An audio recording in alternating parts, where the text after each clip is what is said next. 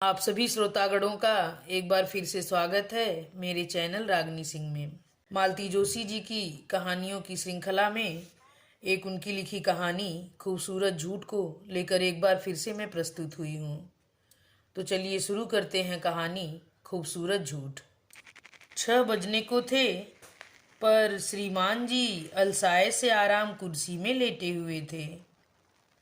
आज घूमने नहीं जाएंगे क्या? मैंने पूछा। नहीं, आज मूड नहीं है। क्यों? वो छोटे सरकार तो कब से जूते मोजे पहने तैयार बैठे हैं, दादाजी का इंतजार कर रहे हैं। जानता हूँ, वे चिढ़कर बोले। इसीलिए प्रोग्राम कैंसिल कर दिया है। मतलब क्या होगा?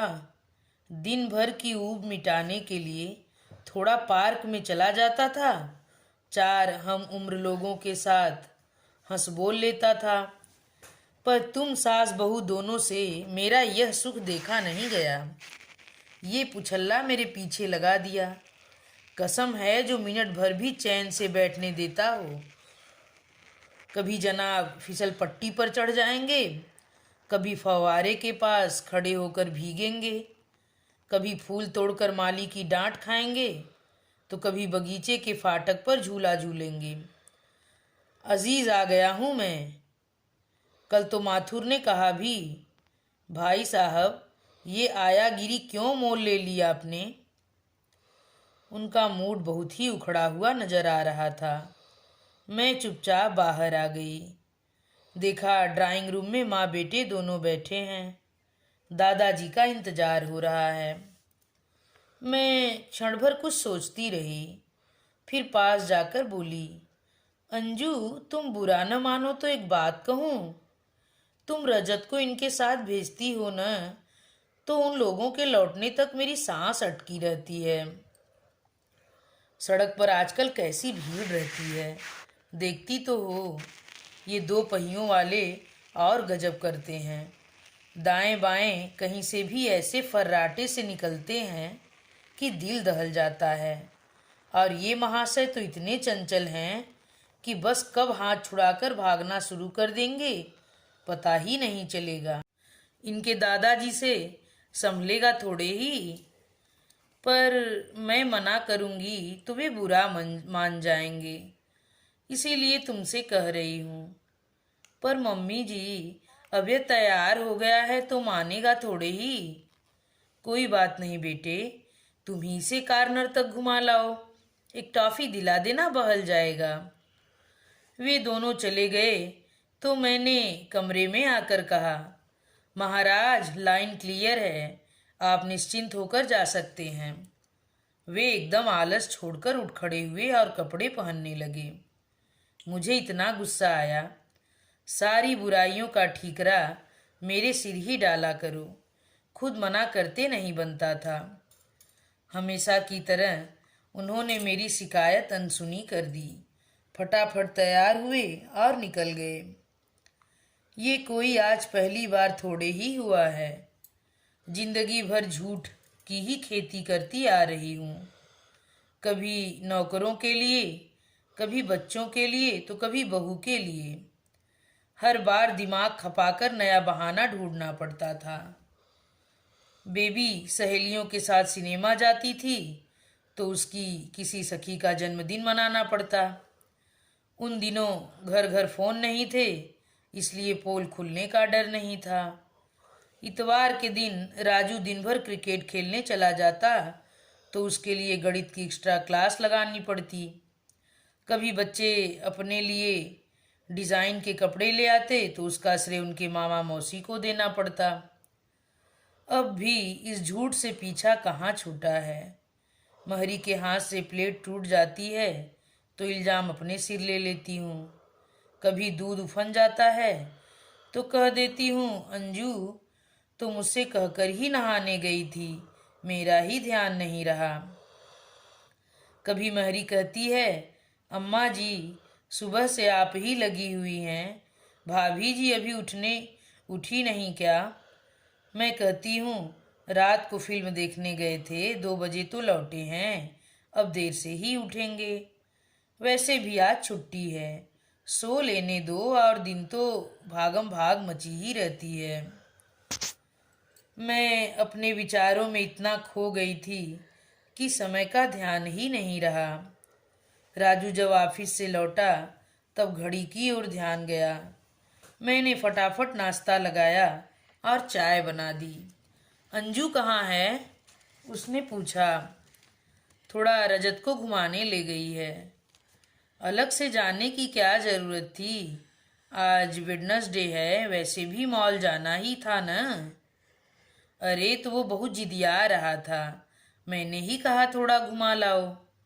तब तक अंजू लौट आई थी। देवी जी, आज बिग बाजार जाना है, याद है ना? सॉरी, मैं तो एकदम भूल ही गई थी। फटाफट तैयार हो जाओ, वह चिंतित होकर बोली। पर मैंने खाना का तो कुछ किया ही नहीं है। आज रहने देते हैं। मैंने कहा खाने की चिंता मत करो, मैं देख लूँगी।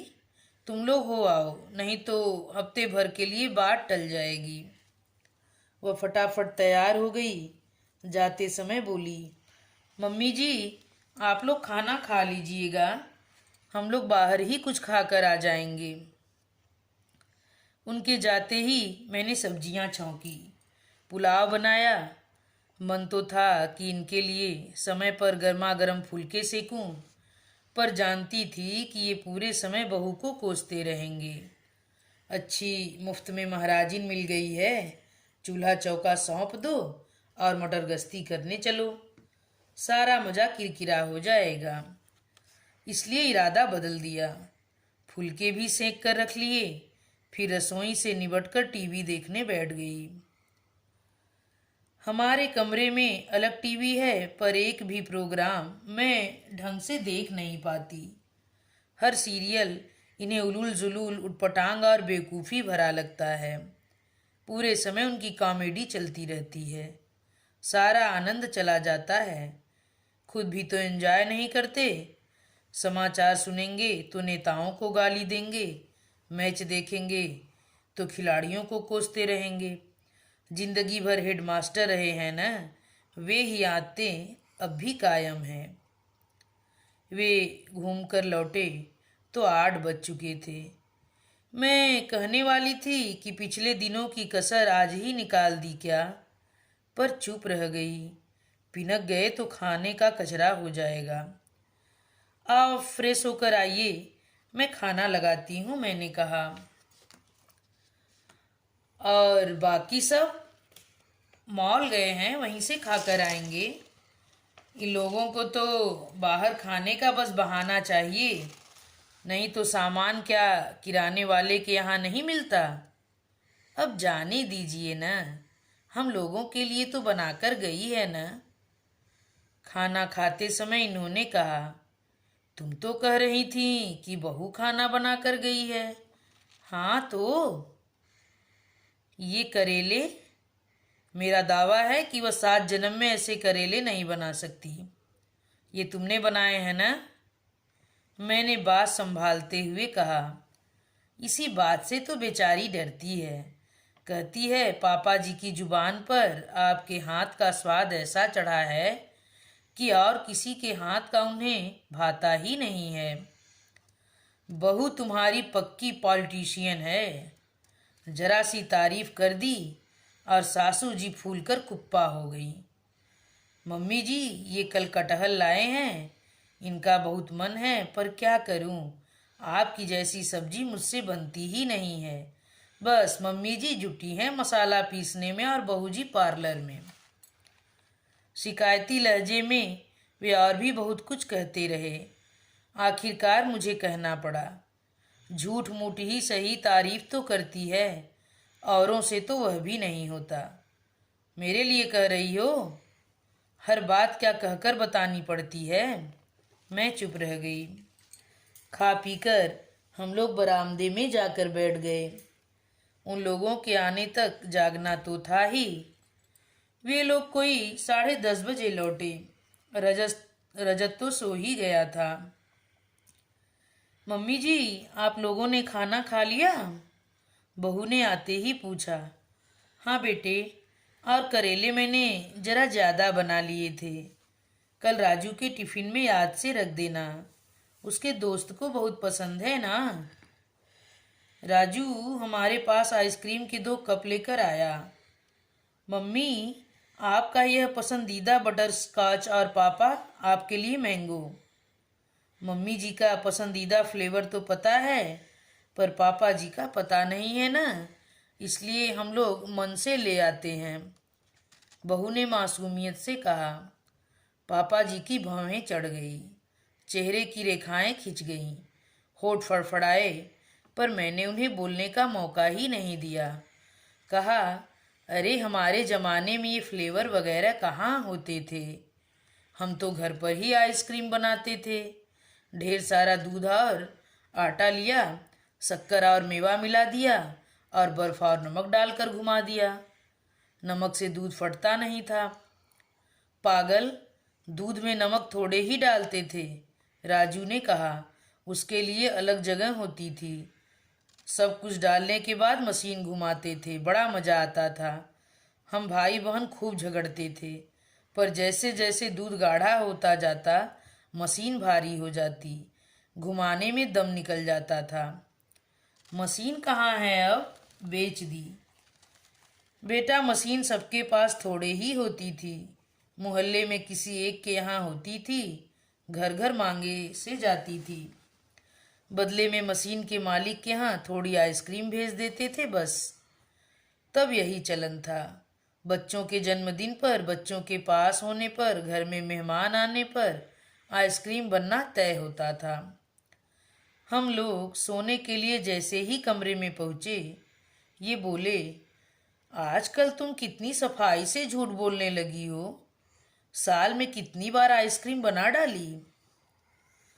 तो क्या ये कहती कि साल में ले देकर सिर्फ एक बार बनती थी, हमारी शादी की सालगिरह पर। श्रीमान जी, मुझे आपकी और आपसे ज़्यादा राजू की इज्जत का ख्याल है, समझे। और झूठ की भली कही, वह तो पूरी जिंदगी बोलती चली आ रही हूँ। मेरे पापों का हिसाब करते करते चित्रगुप्त जी की कॉपी भर जा गई होगी। कैसा पाप? पता है, एक झूठ 100 पापों के बराबर होता है। तब तो चित्रगुप्त जी की कॉपी जरूर भर गई होगी, बल्कि उन्हें सॉलिमेट्री लेनी पड़ी होगी। कर दी ना मास्टरों वाली बात। मास्टर हूँ तो क्या, तुम्हारे बेटे को तो इंजीनियर बना दिया ना। हाँ, और चित्रगुप्त जी की चिंता मत करो, उनकी कॉपी जरूर भर गई होगी, लेकिन तुम्हारे पापों की नहीं, पुण्यों की गिनती से, क्योंकि तुम्हारा एक झूठ 100 पुण्यों के बराबर होता है। ये गजब, आप मेरी तारीफ कर रहे हैं, धन्य भाग्य। कभी कभी मैं झूठ बोल लेता हूँ, इन्होंने कहा और सिर तक चादर ओढ़ ली।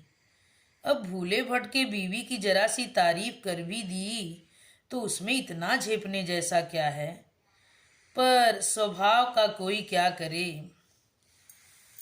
इसी अंतिम शब्दों के साथ यह कहानी यहीं पर समाप्त होती है। आप सभी श्रोतागणों से मेरा विनम्र अनुरोध है कि अगर मेरी कहानी आप लोगों को अच्छी लगी हो तो कृपया कमेंट करके ज़रूर बताएं। वीडियो को लाइक और चैनल को सब्सक्राइब करना मत भूलिएगा।